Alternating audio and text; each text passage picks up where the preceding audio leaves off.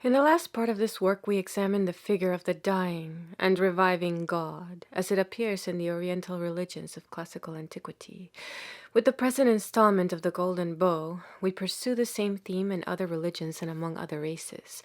Passing from the East to Europe, we begin with the religion of ancient Greece, which embodies the now familiar conception in two typical examples, the vine god Dionysus and the corn goddess Persephone, with her mother and duplicate Demeter. Both of these Greek divinities are personifications of cultivated plants, and a consideration of them naturally leads us on to investigate similar personifications elsewhere. Now, of all the plants which men have artificially reared for the sake of food, the cereals are on the whole the most important. Therefore, it is natural that the religion of primitive agricultural communities should be deeply colored by the principal occupation of their lives, the care of the corn.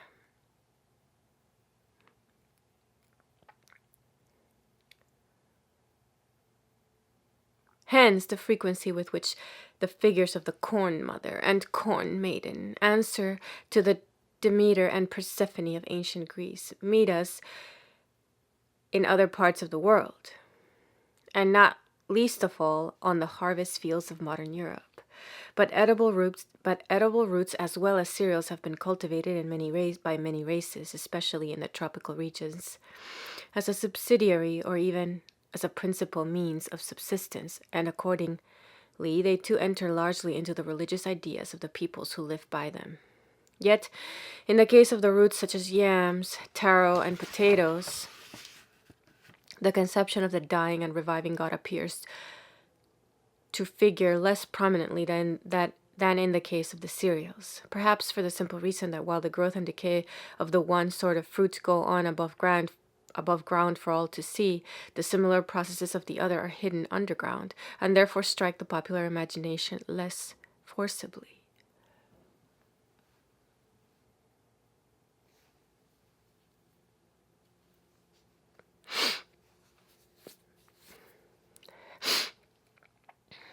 Perhaps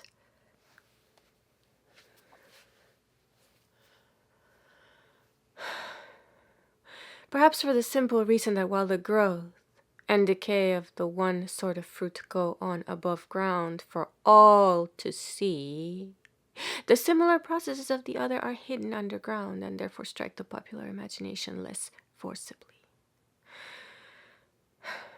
Having surveyed the variations of our main theme among the agricultural races of mankind, we prosecute the inquiry among savages who remain more or less completely in the hunting, fishing, and pastoral stages of society.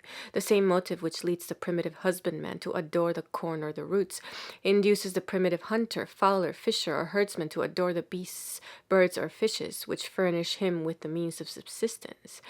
To him, the conception of the death of these worshipful beings is naturally presented with singular force and distinctness, since it is no figurative or allegorical death, no poetical embroidery thrown over the skeleton, but the real death, the naked skeleton that constantly thrusts itself importunately on his attention.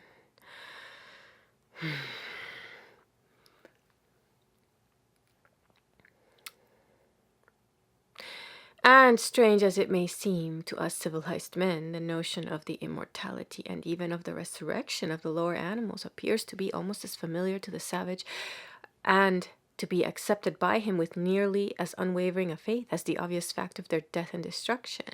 For the most part, he assumes as a matter of course that the souls of dead animals survive their decease. Hence, much of the thought of the savage hunter is devoted to the problem of how he can best appease the naturally incensed ghosts of his victims so as to prevent them from doing him a mischief. This refusal of the savage to recognize in death a final cessation of the vital process, this unquestioning faith in the unbroken continuity of all life, is a fact that has not yet received the attention which it seems to merit from inquirers into the constitution of the human mind as well as into the history of religion, the history of religion. In the following pages, I have collected examples of this curious faith. I must leave it to others to appraise them. Thus, on the whole, we are concerned in these volumes with the reverence or worship paid by men to the natural resources from which they draw their nutriment, both vegetable and animal. That they should invest these resources with an atmosphere of wonder and awe, often indeed with a halo of divinity, is no matter for surprise. The circle of human knowledge, illuminated by the pale cold light of reason, is so infinitesimally small. The dark regions of human ignorance which lie beyond that luminous ring are so immeasurably vast that imagination is fain to step up to the borderline and send the warm, richly colored beams of her fairy lantern streaming out in the darkness, and so, peering into the gloom, she is apt to mistake the shadowy reflections of her own figure for real beings moving in the abyss. In short, few men are sensible of the sharp line that divides the known from the unknown. To most men it is a hazy borderland where perception and conception melt indissolubly into one.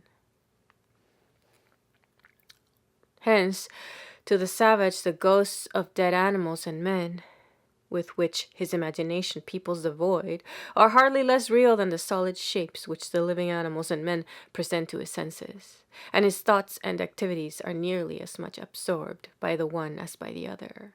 Of him it may be said, with perhaps even greater truth than of his civilized brother, what shadows we are, and what shadows we pursue. What shadows we are, and what shadows we pursue.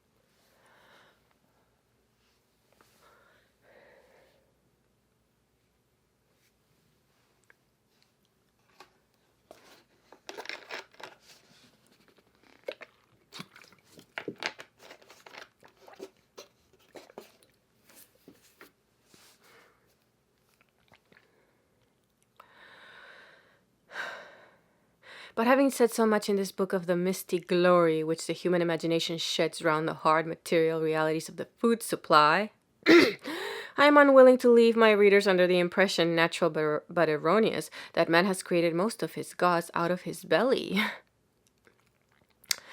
That is not so, at least that is not my reading of the history of religion. Among the visible, tangible, perceptible elements by which he is surrounded, and it is only of these that I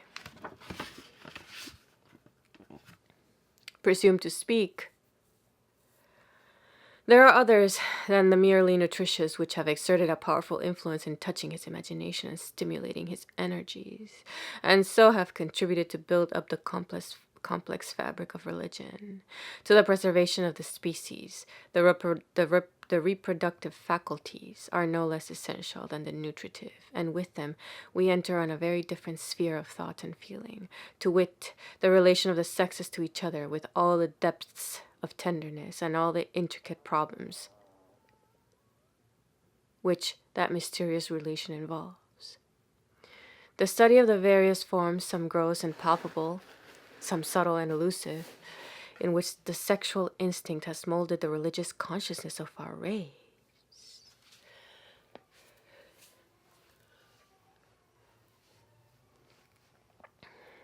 In which the sexual instinct has molded the religious consciousness of our race. In which the sexual instinct has molded the religious consciousness of our race, is one of the most interesting, as it is one of the most difficult and delicate tasks which await the future historian of religion. But the influence which the sexes exert on each other, intimate and profound, as it has been and must always be, is far indeed from exhausting the forces of attraction by which mankind are bound together in society. The need of mutual protection, the economic advantages of cooperation, the contagion of example, the communication of knowledge, the great ideas that radiate from great minds, the shafts, like shafts of light from high towers.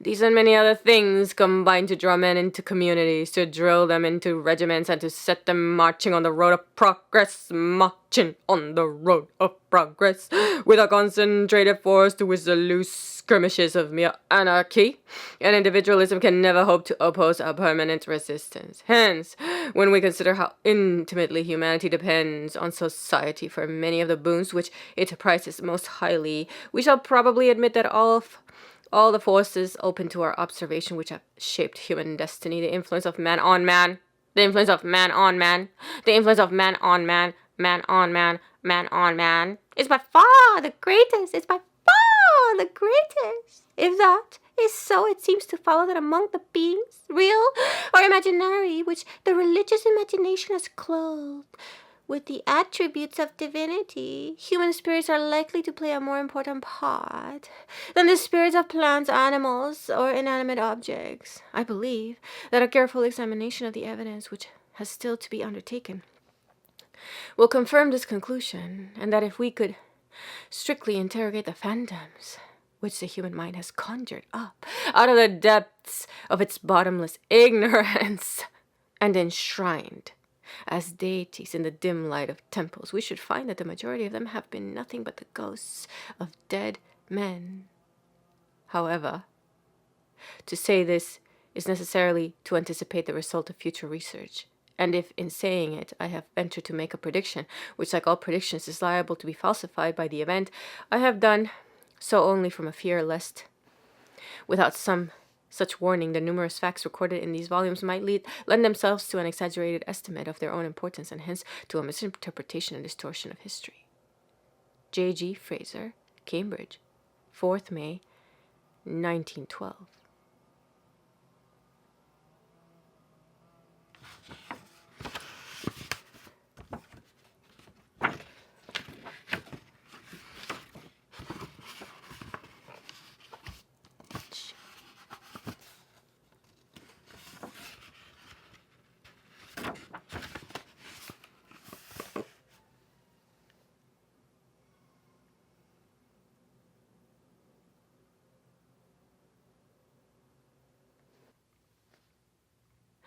In the preceding part of this work, we saw that in antiquity the civilized nations of Western Asia and Egypt pictured to themselves the changes of the seasons, and particularly the annual growth and decay of vegetation, as episodes in the life of gods, whose mournful death and happy resurrection they celebrated with dramatic rites of alternate lamentation and rejoicing. But if the celebration was in form dramatic, it was in substance magical. That is to say, it was intended on the principles of sympathetic magic to ensure the vernal regeneration of plants and the multiplication of animals, which had seemed to be menaced by the inroads of winter.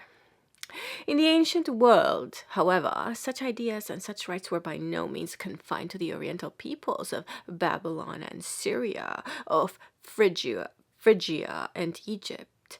They were not a product peculiar to the religious mysticism of the dreamy East, but was shared by the races of livelier fancy and more mercurial temperament who inhabited the shores and islands of the Aegean.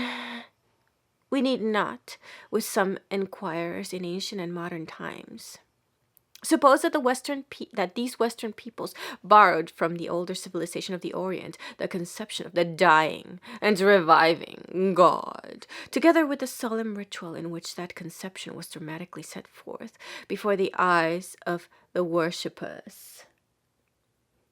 More probably the resemblance which may be traced in this respect between the religions of the East and the West is no more than what we commonly, though incorrectly, call a fortuitous coincidence, the effect of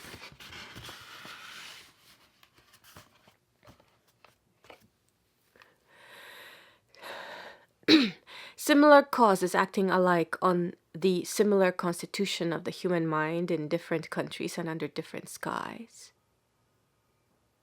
The Greek had no need to journey into far countries to learn the vicissitudes of the seasons, to mark the fleeting beauty of the damask rose, the transient glory of the golden corn, the passing splendor of the purple grapes.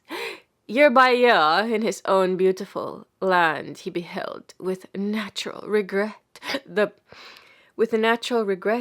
bright pomp of summer fading into the gloom and stagnation of winter, and year by year he hailed with natural delight the outburst of fresh life in spring, accustomed to personify the forces of nature, to tinge her cold abstractions with the warm hues of imagination, to clothe her naked realities with the gorgeous drapery of a mythic fancy. He fashioned for himself a train of gods and goddesses, of spirits and elves, out of the shifting panorama of the seasons, and followed the annual fluctuations of their fortunes with alternate emotions of cheerfulness and dejection, of gladness and sorrow, which found their natural expression in alternate rites of rejoicing, and lamentation, of revelry and mourning, a consideration of some of the Greek divinities who thus died and rose again from the dead may furnish us with a series of companion pictures to set side by side with the sad figures of Adonis, Attis, and Osiris. We begin with Dionysus. The god Dionysus, or Bacchus is best known to us as a personification of the vine.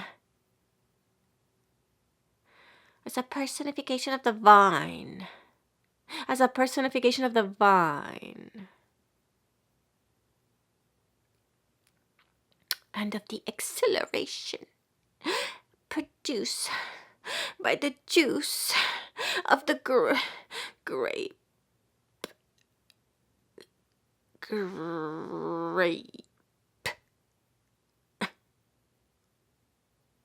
On Dionysus in general.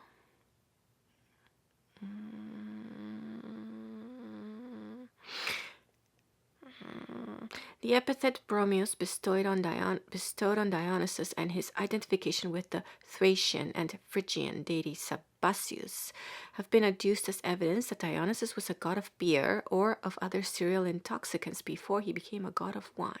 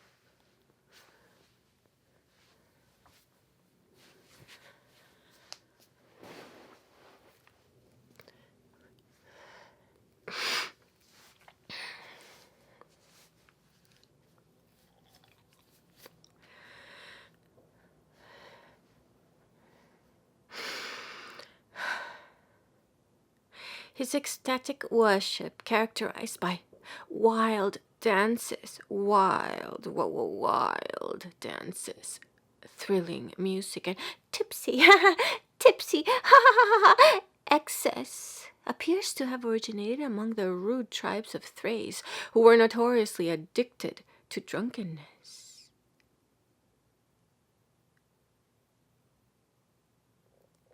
Its mystic doctrines, and extravagant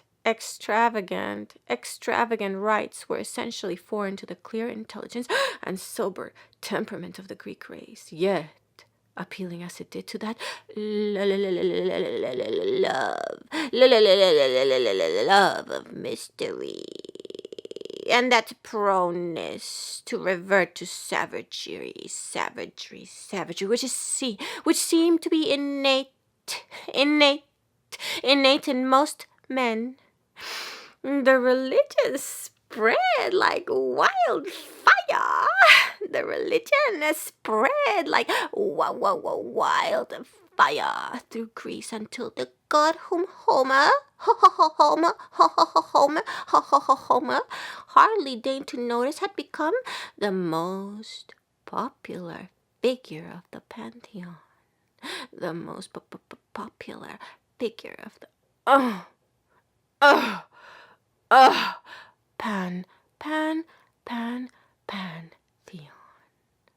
The resemblance which his story and his ceremonies present to those of Siri, Ceres, Osiris,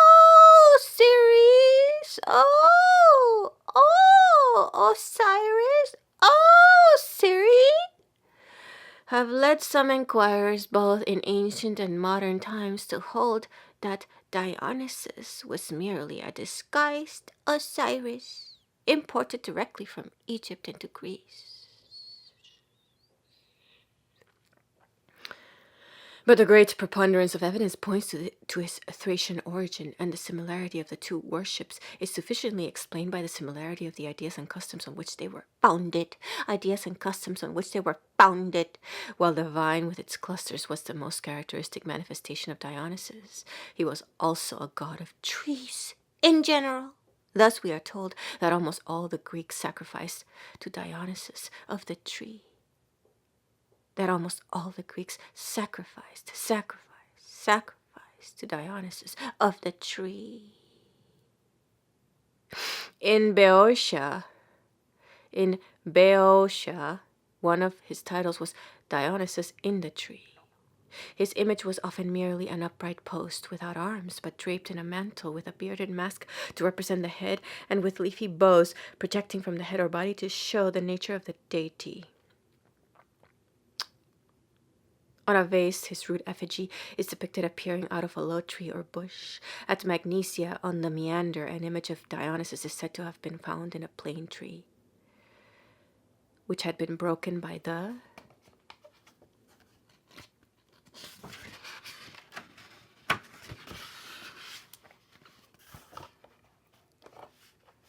wind. He was the patron of cultivated trees. Prayers were offered to him that he would make the trees grow, and he was especially honored by husbandmen, chiefly fruit growers, who set up an image of him in the shape of a natural tree stump in their orchards. He was said to have discovered all tree fruits, amongst which apples and figs are particularly mentioned. And he was referred to as well-fruited, he of the green fruit, green fruit, and making the fruit to grow.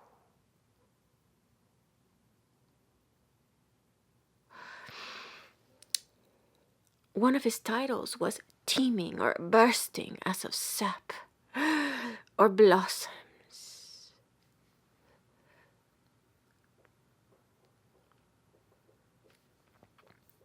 And there was a flowery Dionysus in Attica and at Petrea in Achaia. The Athenians sacrificed to him for the prosperity of the fruits of the land. Amongst the trees particularly sacred to him, in addition to the vine, was the pine tree.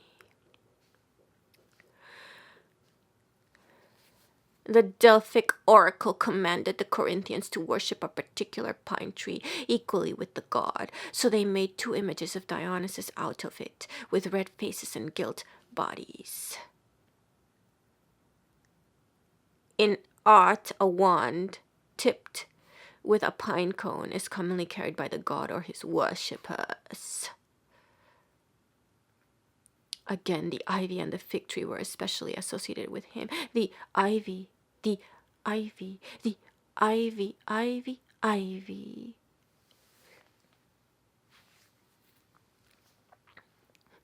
And the fig tree were especially associated with him. In the Attic township of Acarna, there was a Dionysus ivy. At Lacedaemon, there was a fig Dionysus, and in Naxos, where figs were called Meilica, there was a Dionysus Meilikios. The face of his image was made of fig wood. Further, there are indications, but few but significant, that Dionysus was conceived as a deity of agriculture and the corn. He is spoken of as himself doing the work of a husbandman. He is reported to have been the first to yoke oxen to the plow, which before had been dragged by hand alone, and some people found in this tradition the clue to the bovine shape in which, as we shall see, the god was often supposed to present himself to his worshippers, thus guiding the plowshare and scattering the seed as he went. Dionysus is said to have eased the labor of the husbandman.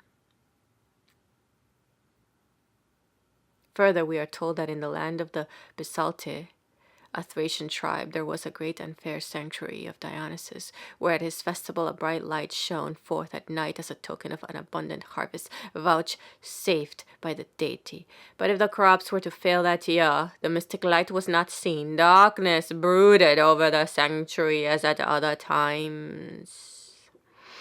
Moreover, among the emblems of Dionysus was the winnowing fan, that is the large open shovel-shaped basket which down to modern times has been used by farmers to separate the grain from the chaff by tossing the corn in the air. This simple agricultural instrument figured in the mystic rites of Dionysus. Indeed,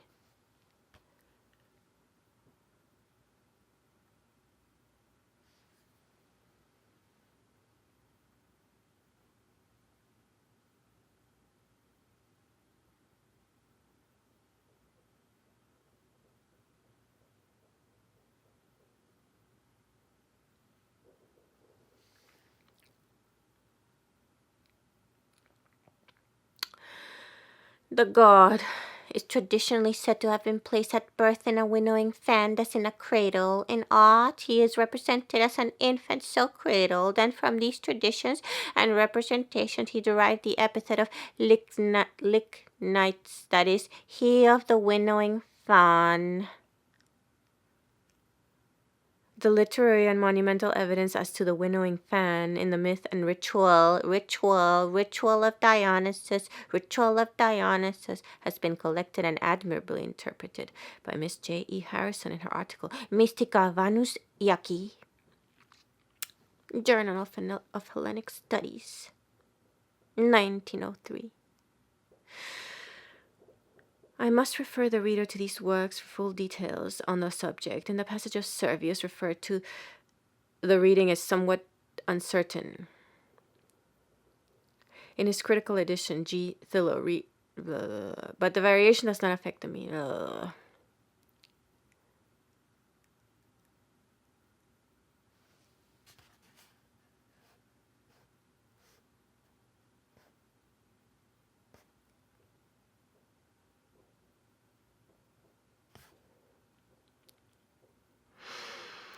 He is spoken of as himself doing the work of a husbandman. He is reported to have been the first to yoke oxen to the plow, which before had been dragged by hand alone, and some people found in this tradition the clue to the bovine shape in which, as we shall see, the god was often supposed to present himself to his worshippers. The bovine shape in which, as we shall see, the god was often supposed to present himself to his worshippers, his worshippers, thus guiding the plowshares and scattering the seed as he went. Dionysus is said to have eased the labor of the husbandman. Further, we are told that in the land of the Bisaltae, a Thracian tribe, there was a great and fair sanctuary of Dionysus, where at his festival a bright light shone forth at night as a token of an abundant harvest, vouchsafed by the deity. But if the crops were to fail that year, the mystic light was not seen. Darkness brooded over the sanctuary as at other times. Moreover, among the emblems of Dionysus was the winnowing fan. That is a large open shovel-shaped basket, which down to modern times has been used by farmers to separate the grain from the chaff by tossing the corn in the air. This simple agricultural instrument figured in the mystic rites of Dionysus. Indeed, the god is traditionally said to have been placed at birth in a winnowing fan, as in a cradle. In art, he is represented as an infant so cradled, and from these traditions and representations he derived the epithet of lignites, that is, he of the winnowing fan. At first sight, this symbolism might be explained very simply and naturally by supposing that the divine infant cradled in the winnowing fan was identified with the corn, which it is the function of the instrument to winnow and sift. Yet against this identification, it may be urged with reason that the use of a winnowing fan as a cradle was not peculiar to Dionysus.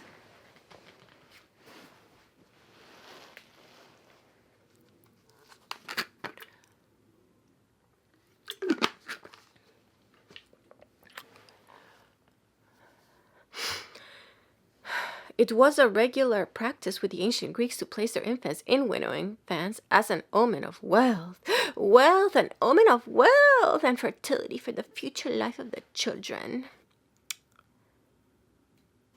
Customs of the same sort have been observed apparently for similar reasons by other peoples in other lands. For example, in Java it is used to be customary to place every child at birth in a bamboo basket like the sieve or winnowing basket, which Javanese farmers use for separating the rice from the chaff. It is the midwife who places the child in the basket, and as she does so, she suddenly knocks with the palms of both hands on the basket in order that the child may not be timid and fearful. Then she addresses the child thus: "Cry not, for Nije among and Kaki among, two spirits, are watching over you." Next,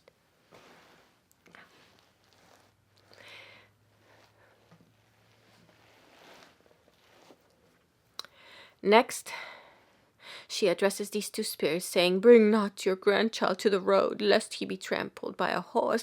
Bring him not to the bank of the river, lest he fall into the river." The object of the ceremony is said to be that these two spirits should always and everywhere guard the child.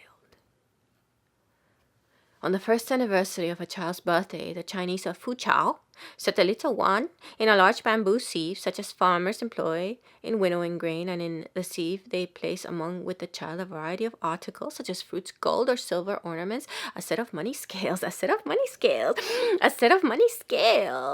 books, a pencil, pen, ink, paper, and so on, and they draw omens for the child's future career, from the object which it first handles and plays with. Thus, if the infant first grasps the money scale, he will be wealthy. If he sees it on a book, he will be learned, and so forth.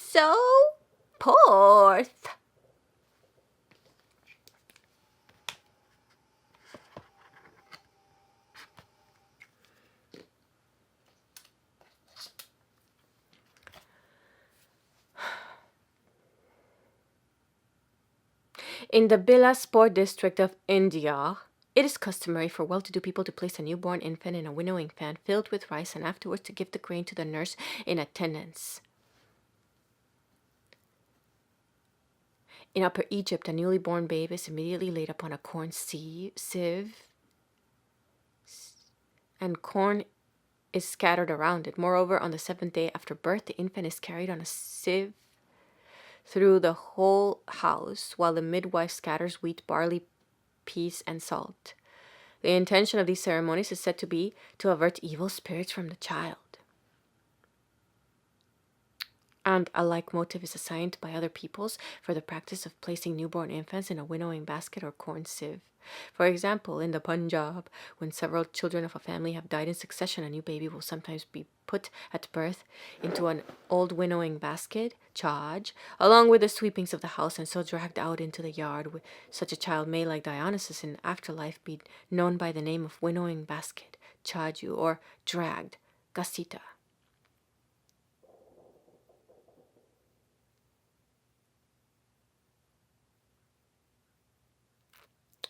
The winnowing fan in which a newly born child is laid is used on the 5th day for the worship of Satwai.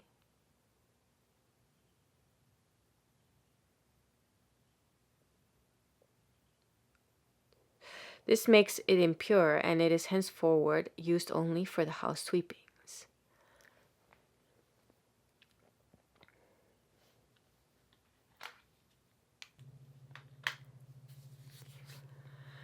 The object of treating the child in this way seems to be to save its life by deceiving the spirits. Deceiving the spirits, who are supposed to have carried off its elder brothers and sisters. These malevolent beings are on the lookout for the new baby, but they will never think of raking for it in the dustbin, that being the last place where they would expect to find the hope of the family. The same may perhaps be the intention of a ceremony observed by the Gaiolis of the Deccan. As soon as a child is born, it is bathed and then placed on a sieve for a few minutes. On the 5th day, the sieve with a lime and pan leaves on it is removed outside the house, and then after the worship of Cheti has been performed, the sieve is thrown away on the road. Again, the same notion of rescuing the child from dangerous spirits comes out very clearly in a similar custom observed by the natives of Laos, a province of Siam. These people believe that an infant is the child, not of its parents, but of the spirits. And in this belief, they go through the following formalities. As soon as an infant is born, it is bathed and dressed, laid upon a rice sieve, and and placed by the grandmother if present, if not, by the next near female relative at the head of the stairs or of the ladder leading to the house. The person performing this duty calls out in a loud tone to the spirits to come and take the child away today or forever after, to let it alone. At the same moment, she stamps violently on the floor to frighten the child, or give it a jerk and make it cry. If it does not cry, this is regarded as an evil omen. If, on the other hand, it follows the ordinary laws of nature and begins to exercise its vocal organs, it is supposed to have a happy, and prosperous life before it. Sometimes the spirits do come and take the infant away. Sometimes the spirits do come and take the infant away, i.e., it dies before it is 24 hours old. But to prevent such a calamity, strings are tied round its wrists on the first night after its birth, and if it sickens or it is feeble, the spirit doctors are called in to prescribe certain offerings to be made to keep away the very spirits who, only a few hours previously, were ceremoniously called upon to come and carry the child off. On the day after its birth, the child is regarded as being the property no longer of the spirits who could have taken it if they had wanted it, but of the parents, who forthwith sell it to some relation for a nominal sum, an eighth or a quarter of a rupee perhaps. This again is a further guarantee against molestation by the spirits, who apparently are regarded as honest folk that would not stoop to take what has been bought and paid for.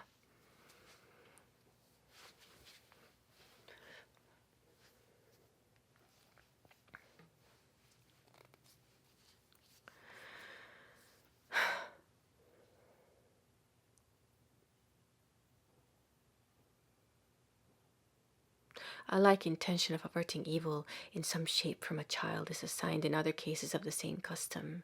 Thus, in Travancore, if an infant is observed to distort its limbs as if in pain, it is supposed to be under the pressure of someone who has stooped over to relieve which the mother places it with a nutcracker on a winnowing fan and shakes it 3 or 4 times.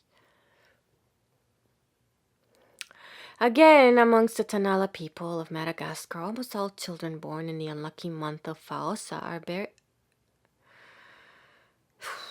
are buried alive in the forest. But if the parents resolve to let the child live, they must call in the aid of a diviner who performs a ceremony for averting the threatened ill luck. Ill luck. The child is placed in a winnowing fan along with certain herbs. Further, the diviner takes herbs of the same sort, a worn-out spade and an axe, fastens them to the father's spear, and sets the spear up in the ground. Then the child is bathed in water, which has been medicated with some of the herbs. Finally, the diviner says, the worn-out spade to the grandchild, may the child not despoil its father, may not despoil its mother, may not despoil its children, let it be good, let it be good. This ceremony, we are told, puts an end to the child's evil days, and the father gets the spear to put away all evil. The child enjoins its father and mother, its evil days are averted, and the water and the other things are buried, for they account them evil. Similarly, the ancient Greeks used to bury, or throw into the sea, or deposit at crossroads the things that had been used in ceremonies of purification, no doubt because the things were supposed to be tainted by the evil which had been transferred to them in the rites. Transferred to them in the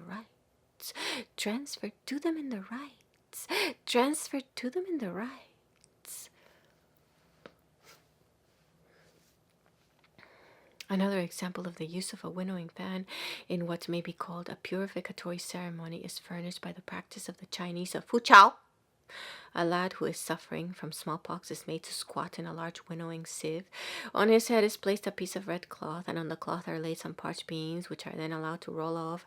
As the name for beans pronounced in the local dialect is identical with the common name for smallpox, and as moreover the scars left by the pustules are thought to resemble beans, it appears to be imagined that just as the beans roll off the boy's head, so will the pustules vanish from his body without leaving a trace behind.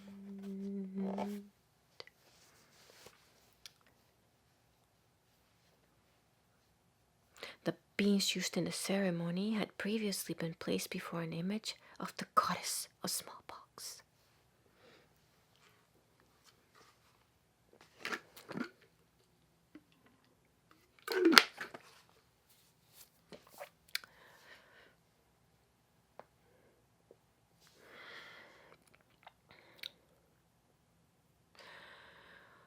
Thus, the cure depends on the principle of homeopathic magic.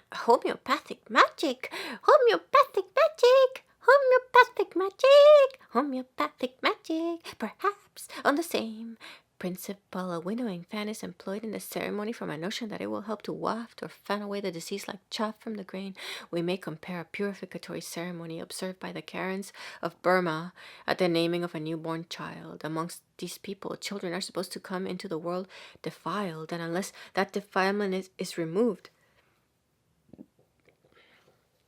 they will be unfortunate and unsuccessful in their undertakings. An elder takes a thin splint of bamboo, and tying a noose at one end, he fans it down the child's arm, saying, "Fan away ill luck, fan away ill success, fan away inability, fan away unskillfulness, fan away slow growth, fan away difficulty of growth, fan away stuntedness, fan away puniness, fan away drowsiness, fan away stupidity, fan away stupidity, fan away stupidity, fan away stupidity, fan away stupidity, fan away stupidity, fan away debaseness, fan away debaseness, fan away wretchedness, fan away wretchedness, fan away the whole completely, fan away the whole completely." The elder now changes his motion and fans up the child's arm, saying, "Fan on power, fan on power, fan on influence, fan on influence, fan on the paddy bin, fan on the paddy bin, fan on the paddy barn, fan on the paddy van, fan on followers, fan on followers, fan on followers, followers, followers, followers, followers, fan on dependence, fan on dependence, fan on good things, fan on good things, fan Non-appropriate things, fan. Non-appropriate things, fan. Non-appropriate things.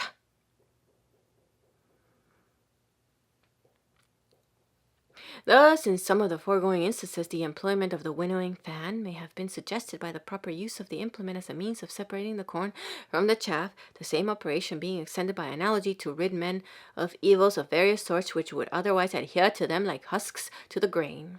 It was in this way that the ancients explained the use of the winnowing fan in the mysteries.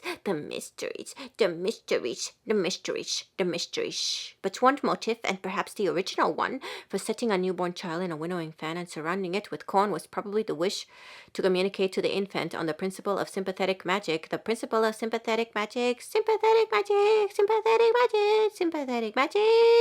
The fertility and especially the power of growth possessed by the grain. This was in substance the explanation which W. Manhart gave of the custom. He rightly insisted on the analogy which many peoples, and in particular the ancient Greeks, have traced between the sowing of seed and the begetting of children. The sowing of seed and the begetting of children. The sowing of seed and the begetting of children. And he confirmed his view of the function of the winnowing fan in these ceremonies by aptly comparing a German custom of sowing barley or flaxseed over weakly and stunted children, in the belief that this will make them grow with the growth of the barley or the flax.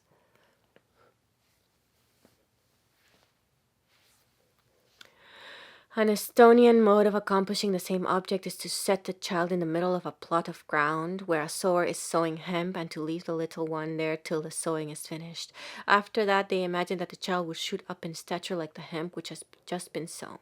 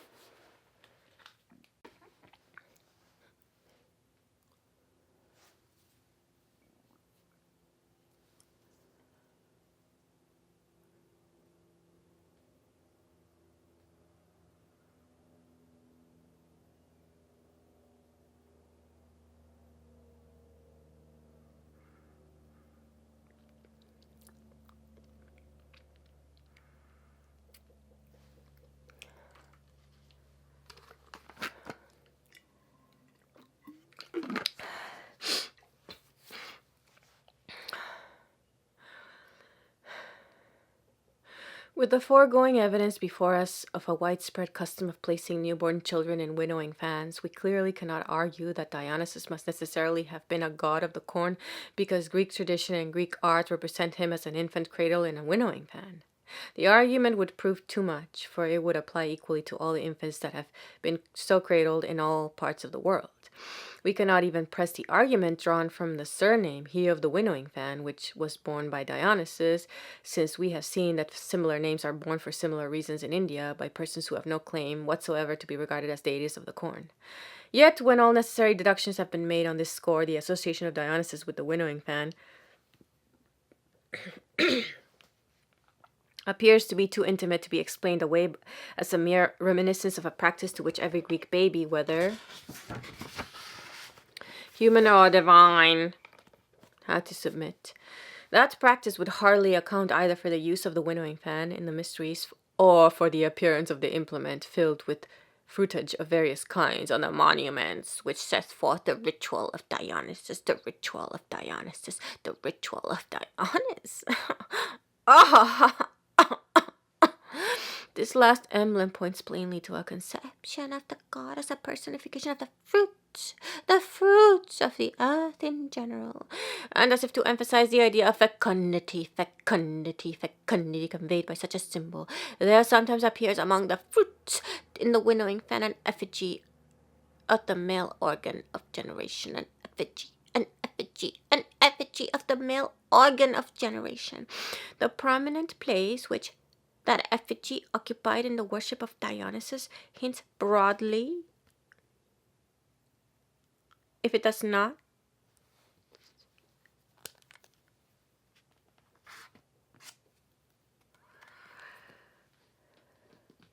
if it does not strictly prove that to the Greek mind, the gods stood for the powers of fertility in general, animal as well as vegetable. In the thought of the ancients, no sharp line of distinction divided the fertility of animals from the fertility of plants. Rather, the two ideas met and blended in a nebulous haze. We need not wonder, therefore, that the same cause but expressive emblem figured conspicuously in the ritual of Father Liber, the Italian counterpart of Dionysus, who, in return for the homage paid to the symbol of his creative energy, the homage paid to the symbol of his creative energy was believed to foster the growth of the crops and to guard the fields against the powers of evil.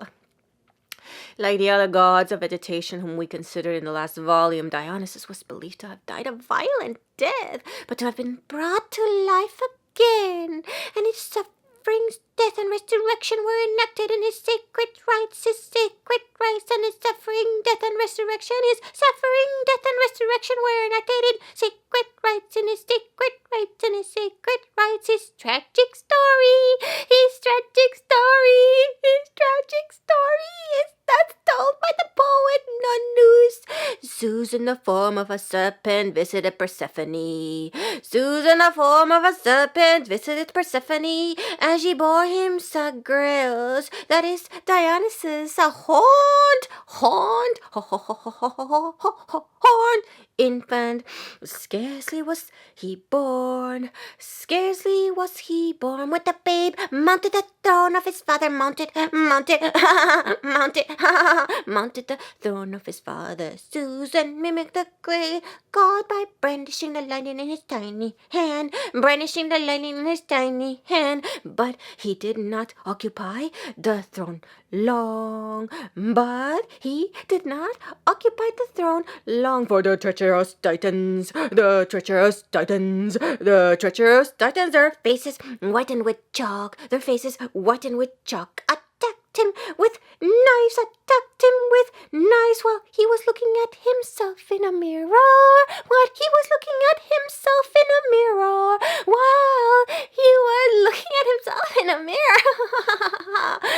For a time, he evaded their assaults. By turning himself into various shapes, assuming the likeness successively of Zeus and Cronus, of a young man, of a lion, a horse, and a serpent. Finally, in the form of a bull. Bull.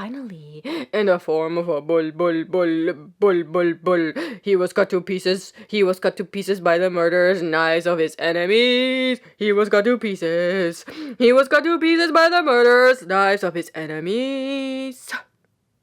His Cretan myth, as related by Firmicus Maternus, ran thus.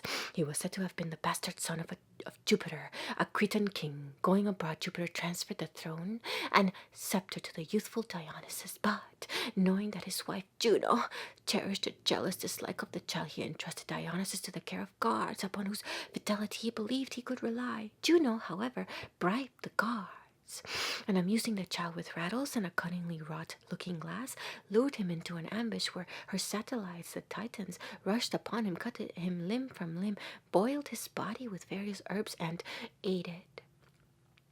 But his sister Minerva, who had shared in the deed, kept his heart,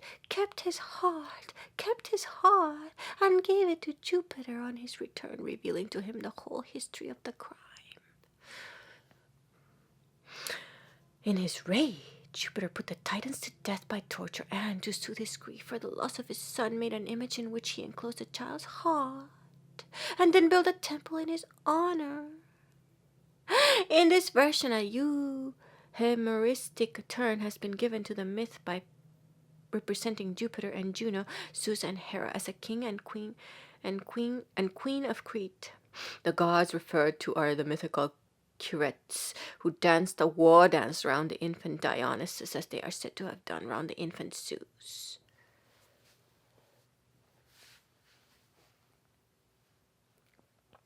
Very noteworthy is the legend recorded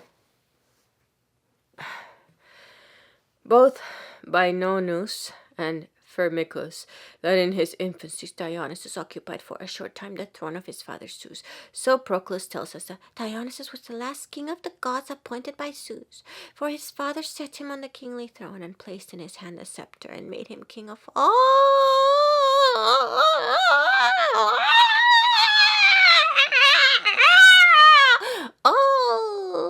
the gods of the world. Such traditions point to a custom temporarily investing the king's son with the royal dignity as a preliminary to sacrificing him instead of his father. Sacrificing him instead of his father. Sacrificing him instead of his father. Pomegranates. Pomegranates. Pomegranates were supposed to have sprung from the blood of Dionysus, as anemones from the blood of Adonis. And violets from the blood of Attis. Hence, women refrain from eating seeds of pomegranates at the festival of the Thesmophoria. According to some, the severed limbs of Dionysus were pieced together at the command of Zeus by Apollo, who buried them on Parnassus. The grave of Dionysus was shown in the Delphic temple beside a golden statue of Apollo.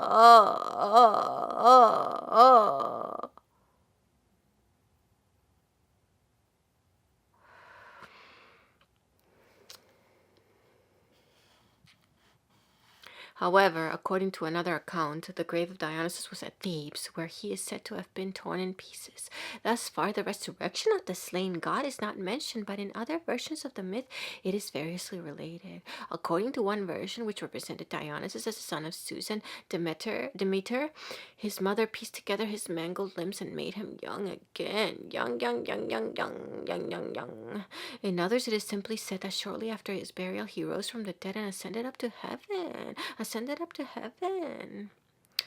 Or that Zeus raised him up as he lay mortally wounded, or that Zeus swallowed the heart of Dionysus,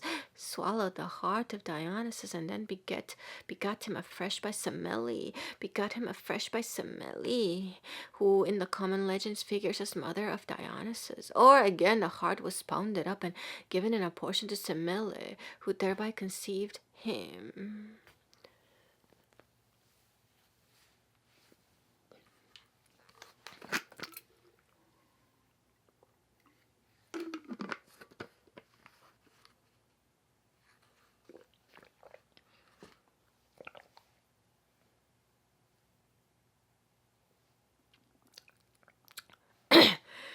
Turning from the myth to the ritual, we find that the Cretans celebrated a biennial festival at which the passion of Dionysus was represented in every detail. All that he had done or suffered in his last moments was enacted before the eyes of his worshippers.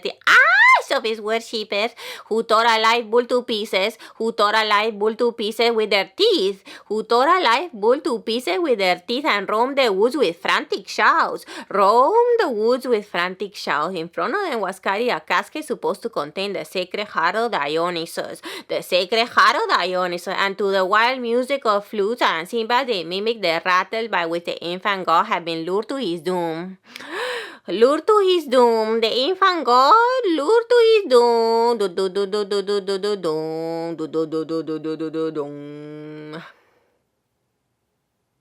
Where the resurrection formed part of the myth, it also was acted at the rites. And it even appears that a general doctrine of resurrection, or at least of immortality, was inculcated on the worshippers. For Plutarch, writing to console his wife on the death of their infant daughter, comforts her with the thought of the immortality of the soul as taught by tradition, revealing the mysteries of Dionysus. A different form of the myth of the death and resurrection of Dionysus is that he descended into Hades to bring up his mother Semele from the dead. The local Argive tradition was that he went down through the Alcyonian lake, and his return from the lower world In other words, his resurrection, was annually celebrated on the spot by the Argives, who summoned him from the water by trumpet blasts, while they threw a lamb into the lake as an offering, a lamb into the lake as an offering, a lamb into the lake as an offering to the warder of the dead, to the warder of the dead. Whether this was a spring festival does not appear, but the Lydians certainly celebrated the advent of Dionysus. The advent of Dionysus in spring, the god was supposed to bring the season with him. Deities of vegetation, who are supposed to pass a certain portion of each year underground, naturally come to be regarded as gods of the lower world or of the dead. Both Dionysus and Osiris were so conceived.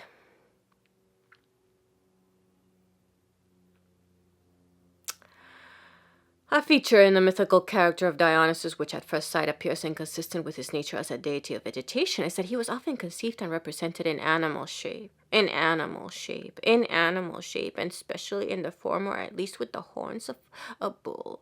The horns of a bull, a bull, a bull, bull, bull, bull, bull, bull, bull, bull, bull, bull, bull, bull, bull, bull, bull. Thus he is spoken of as cow-born, bull, bull-shaped, bull-faced, bull-brown, bull-horned, horn-bearing, two-horned, horned, horned, horned, horned, horned, horned, horned, horned, horned, horned, horned.